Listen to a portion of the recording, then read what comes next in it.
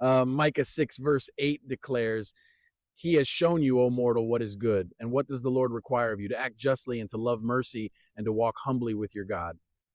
This verse distills the essence of a life pleasing to God. It is not religious ritual, wealth, or sacrifice that God desires, but a heart that pursues justice, delights in mercy, and lives in humble fellowship with Him. Justice reflects God's holiness, mercy expresses His love, and humility acknowledges His lordship. This threefold calling cannot be fulfilled through human strength or outward formality. It flows from a transformed heart that truly loves God, obeys Jesus' commands, and seeks His will above all else.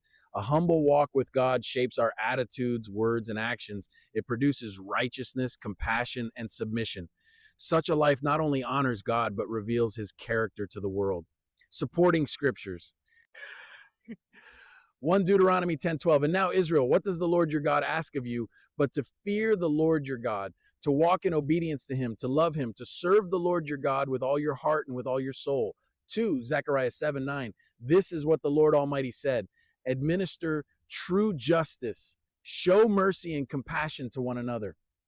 3 Matthew 5:7. Blessed are the merciful, for they will be shown mercy. Matthew 23:23. You have neglected the more important matters of the law: justice, mercy, and faithfulness. 5 James 1:27. Religion that God our Father accepts as pure and faultless is this: to look after orphans and widows in their distress, and to keep oneself from being polluted by the world. 6 Luke 6:36. Be merciful, just as your Father is merciful. 7 Proverbs 21:3. To do what is right and just is more acceptable to the Lord than sacrifice. 8 Psalm 25:9. He guides the humble in what is right and teaches them His way. 9 Isaiah 1 verse 17.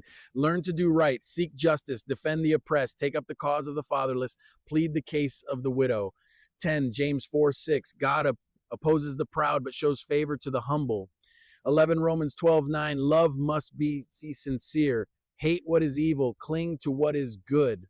12 Colossians 3:12. Clothe yourselves with compassion, kindness, humility, gentleness, and patience.